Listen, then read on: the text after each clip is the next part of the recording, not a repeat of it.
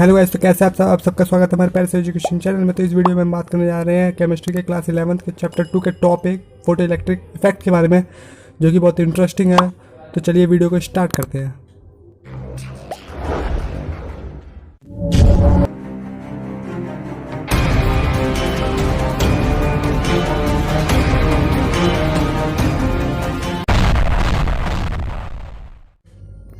तो चलिए स्टार्ट करते हैं।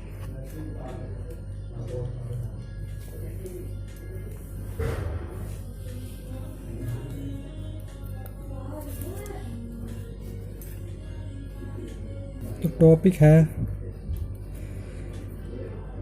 Photo electric effect. तो देखिए इसे मैं लिख देता हूँ पहले इसके बारे में। तो हमने ये लिख दिया है, तो देखिए इसे क्या कहते हैं, समझिए जरा।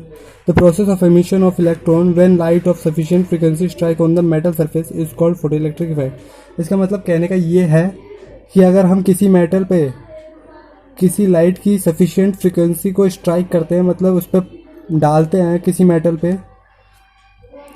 तो जो उस पे से इलेक्ट्रॉन की जो एमिशन होगा, जो इलेक्ट्रॉन निकल के भागेगा बाहर, उसी को हम फोटो इलेक्ट्रिक इफेक्ट कहते हैं। The process of emission of electron when, जब light of sufficient frequency strike करेगी on the metal surface is called photo electric effect. इसको हम फोटो इलेक्ट्रिक इफेक्ट कहते हैं। और वो कौन कौन से मैं एक बार बताता हूँ। जैसे ये है,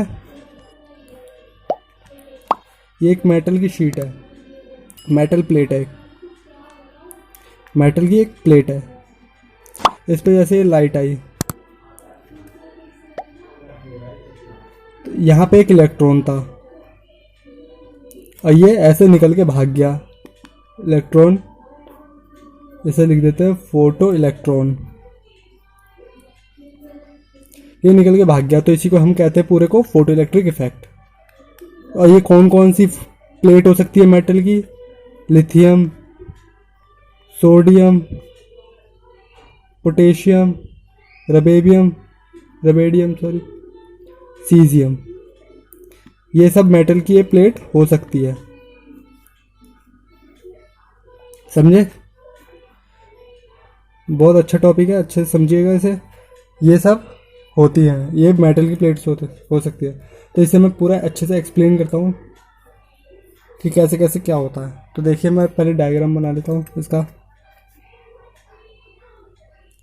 जैसे यहाँ पे मान लीजिए एक इलेक्ट्रॉन है और ये आई एनर्जी, यहाँ से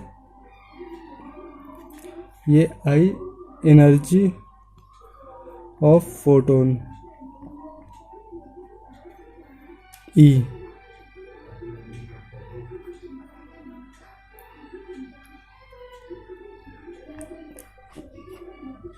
तो ये पहले तो ये जब एनर्जी पड़ेगी तो इसका एक अट्रैक्शन होगा, न्यूक्लियस से इलेक्ट्रॉन का एक अट्रैक्शन होता है जिसको ये ब्रेक करेगा। पहले तो जब भी तो निकले के भागे, ये दोनों अट्रैक्शन है, तो बिना अट्रैक्शन टूटे ये कैसे बाहर जा सकता है, ये बताइए आप। तो इसको अट्रैक्शन को तोड़ने के लिए थोड़ी सी एनर्जी खर्च होती है, जिसको कहते हैं वर्क फंक्शन। यहाँ पे लिख देते हैं। यहाँ पे जो ये ब्रेक करेगी, यहाँ पे उसे कहेंगे वह हम वर्क फंक्शन। वर्क फंक्शन को हम डिनोट करते हैं W0 से,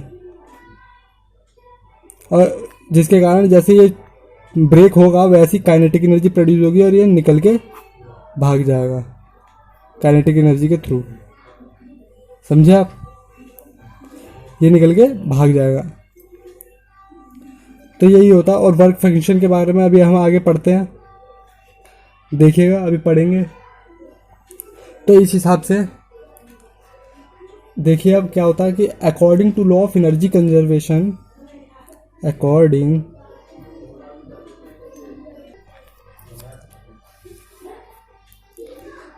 क्या होता है कि देखिए ये एनर्जी हमने दी, प्लेट पे पड़ी है एनर्जी, तो इसमें पहले काम क्या हुआ, इसी एनर्जी में से वर्क फंक्शन, मतलब ये टूटने में थोड़ी एनर्जी गई जो कि वर्क फंक्शन है, और फिर काइनेटिक एनर्जी प्रोड्यूस हुई जो भी इसी एनर्जी से हुई। तो उसे हम यहाँ पे लिखते हैं, जो कि according to law of energy conservation के है। तो जैसे ई है, ई हमने दिया था, मतलब एनर्जी हमने दी मेटल प्लेट पे, तो उसमें से हमने खर्च क्या हुई, वर्क फंक्शन खर्च हुआ पहले तो उसको ब्रेक करने में, और फिर क्या बोलते हैं प्लस काइनेटिक एनर्जी हुई। समझे आप? According to law of energy conservation क्या है कि एनर्जी हमने दी, फिर उसमें से थोड़ी सी एनर्जी वर्क फंक्शन में खर्च हुई, इसको मतलब ब्रेक करने में, और उसके बाद थोड़ी सी खर्च हुई काइनेटिक एनर्जी होने में, जो कि ये इलेक्ट्रॉन निकल के भागा है, मतलब बाहर की तरफ गया, तो इसी को हम फोटो इलेक्ट्रिक इफेक्ट कहते हैं। तो according to law of energy conservation E हमने एनर्जी दी, इन दोनों को मिला के जो एनर्जी बननी है वही तो हुआ, इतनी हमने ये एनर्जी दी थी और इन दोनों में वो डिवाइड हो गई। इसमें हमने इलेक्ट्रॉन को दी कि ये बाहर निकलेगा, लेकिन जब तक वर्क फंक्शन नहीं होगा थोड़ी सी एनर्जी इसमें भी खर्च होगी, और फिर काइनेटिक एनर्जी प्रोड्यूस होगी, इसमें भी खर्च होगी, जिससे कि वो बाहर निकलेगा, वो काइनेटिक एनर्जी से ही तो बाहर निकलेगा। तो फिर हमने इसको ऐसे लिख दिया। अब ई देखिए, ई हमने पिछली वीडियो में पढ़ा था कि ई हमारा क्या होता है, एच न्यू होता है, सॉरी ऐसे एच न्यू होता है, और वर्क फंक्शन होता है क्या, देख लीजिए, वर्क फंक्शन होता है एच न्यू नॉट होता है। ई हमारा एच न्यू होता है, वर्क फंक्शन हमारा एच न्यू नॉट होता है। तो देखिए क्या हुआ, ई की जगह पे हम एच न्यू रख लेंगे इजिकल टू वर्क फंक्शन की जगह हम एच न्यू नॉट रख लेंगे, और प्लस काइनेटिक एनर्जी जो होती है हाफ mv स्क्वायर होती है। समझ गया? तो ये एक फॉर्मूला बन गया, देखिए, तो ये फॉर्मूला बन गया काइनेटिक एनर्जी वी नॉट, सब अभी मैं बताता हूँ, जो इसका वी नॉट कह रहा हूँ, सॉरी, ये न्यू नॉट को हम क्या कहते हैं, ये होता है हमारा थ्रेशोल्ड फ्रीक्वेंसी होता है, और न्यू तो ऐसी है, और लैम्डा ये बताता हूँ वो भी, इसे हम थोड़ा सा मॉडिफाई और कर देंगे। हमें पता है न्यू है, तो न्यू को हम सी अपॉन में लैम्डा कर सकते हैं, हमने पिछली वीडियो में पढ़ा था ये। और न्यू नॉट को भी हम अगर करेंगे तो सी अपॉन में लैम्डा नॉट हो जाएगा। तो करते हैं हम, यहाँ पे एच है और न्यू को हम करेंगे तो सी अपॉन में lambda is equal to H, new naught है तो क्या करेंगे, सी अपॉन में lambda naught plus half mv square. ये एक और फॉर्मूला मॉडिफाई हो गया है। तो हम क्या कहते हैं, न्यू नॉट को तो हम थ्रेशोल्ड फ्रीक्वेंसी कहते हैं, और लैम्डा नॉट को हम कहते हैं थ्रेशोल्ड वेवलेंथ। क्या कहते हैं, थ्रेशोल्ड वेवलेंथ। समझ गए? ये सब according to law of energy conservation के हैं, समझे आप?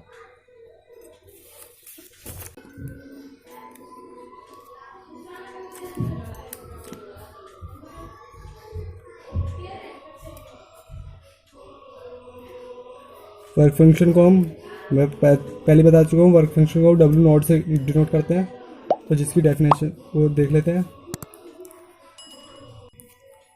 वर्क फंक्शन में पूरा लिख चुका है।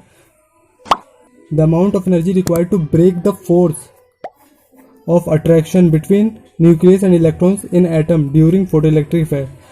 फोटो इलेक्ट्रिक इफेक्ट के दौरान जो न्यूक्लियस और इलेक्ट्रॉन के बीच में जो अट्रैक्शन होता है उसको ब्रेक करने में जो एनर्जी लगती है उसे कहते हैं वर्क फंक्शन। समझे? जो न्यूक्लियस और इलेक्ट्रॉन के अट्रैक्शन को ब्रेक करने में जो एनर्जी लगती है उसे हम वर्क फंक्शन कहते हैं फोटो इलेक्ट्रिक इफेक्ट के दौरान। तो देखिए अब इसे क्या कहते हैं, डब्ल्यू नॉट को हम कहते हैं एच न्यू नॉट, जो कि मैं बता चुका हूँ। ऐसे हम एच सी लैम्डा नॉट भी कह सकते हैं। समझ गए? तो देखते हैं आगे। तो हम बात कर रहे हैं थ्रेशोल्ड फ्रीक्वेंसी की। अब तो उसे हम डिनोट करते हैं न्यू नॉट से। तो मैंने इसके बारे में लिख दिया है, मैं बताता हूँ इसके बारे में। The minimum frequency of photon eight which photo electric effect occurs is called threshold frequency. मतलब फोटोन की वो मिनिमम फ्रीक्वेंसी जो इलेक्ट्रॉन को बाहर निकाल दे और फोटो इलेक्ट्रिक इफेक्ट पूरा हो जाए, उसको हम कहते हैं थ्रेशोल्ड फ्रीक्वेंसी। बात एकदम सिंपल है। फोटोन की वो सबसे कम फ्रीक्वेंसी, मिनिमम फ्रीक्वेंसी जो इलेक्ट्रॉन्स को बाहर निकाल दे मेटल सरफेस से। जैसे ये मेटल है, मेटल की शीट है, ये मिनिमम फ्रीक्वेंसी जो इलेक्ट्रॉन को बाहर निकाल दे, ये मिनिमम फ्रीक्वेंसी जो इलेक्ट्रॉन्स को बाहर निकाल दे मेटल सरफेस से, उसे हम कहेंगे threshold frequency.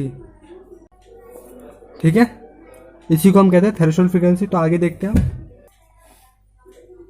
New naught is equal to C upon में लैम्डा नॉट, इसका फॉर्मूला होता है। और लैम्डा नॉट को हम कहते हैं थ्रेशोल्ड वेवलेंथ, जिसके बारे में हम अभी पढ़ने जा रहे हैं। तो देखिए आप थ्रेशोल्ड वेवलेंथ के बारे में देखिए। थ्रेशोल्ड वेवलेंथ, जिसे हम डिनोट करते हैं लैम्डा नॉट से। तो इसके बारे में मैं लिख देता हूँ। देखिए मैंने लिख दिया। तो इसका मतलब ये है, ये मैक्सिमम वेवलेंथ, फोटोन की वो मैक्सिमम वेवलेंथ जो इलेक्ट्रॉन को बाहर निकाल दे, फोटोन की वो मैक्सिमम वेवलेंथ जो इलेक्ट्रॉन को बाहर निकाल दे, उसी को हम कहते हैं थ्रेशोल्ड वेवलेंथ। समझे आप? फोटोन की वो मैक्सिमम वेवलेंथ जो इलेक्ट्रॉन्स को मेटल सरफेस से इलेक्ट्रॉन्स को बाहर निकाल दे इसकी तरह, उसको हम कहते हैं थ्रेशोल्ड वेवलेंथ।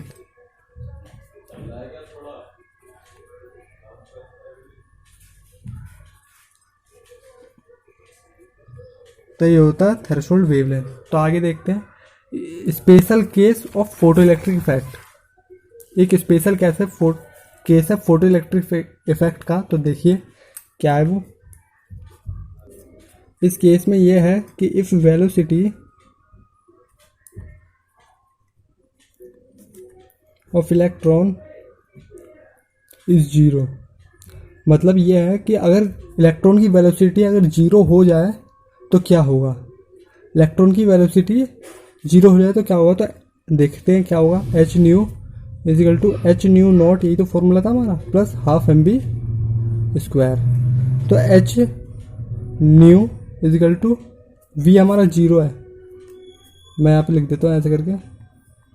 वी हमारा जीरो है, जो अभी पुट करेंगे H new naught plus half M, V की जगह हम जीरो रख देंगे स्क्वायर। तो ये क्या हो जाएगा, पूरा जीरो हो जाएगा। और H new not H new, तो एच न्यू की जगह हम क्या रखते हैं, एच सी अपॉन में लैम्डा रख सकते हैं यहाँ पे। अभी बताया था ना मैंने, nu is equal to C upon में लैम्डा होता है।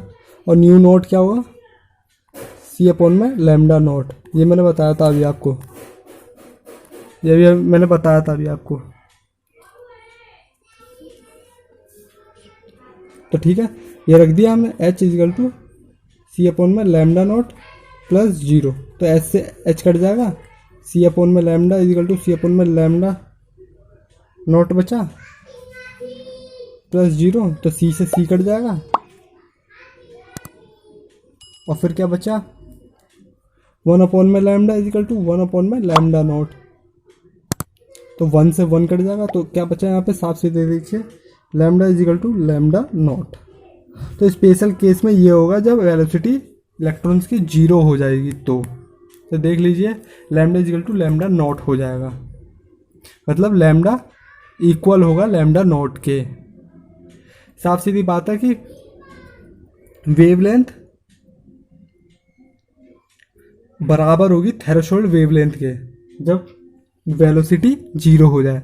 वेवलेंथ बराबर होगी थ्रेशोल्ड वेवलेंथ के जब वेलोसिटी इसकी जीरो हो जाएगी फोटो इलेक्ट्रिक इफेक्ट की। तो आई बात समझ में। तो इस वीडियो में था इतना ही। तो मिलते हैं अगली वीडियो में नए नए टॉपिक्स के साथ। जब तक के लिए बाय। और सभी महाराज से ये गुजारिश है कि प्लीज़ सब्सक्राइब ज़रूर करें, लाइक तो ज़रूर करें, जिससे कि मेरे को बहुत अच्छा लगता है। और कमेंट में बताएं कि क्या समझ में नहीं आया, क्या समझ में आया, कैसी लगी वीडियो। और शेयर तो ज़रूर करें अपने दोस्तों के साथ प्लीज़। तो मिलते हैं अगली वीडियो में, बाय।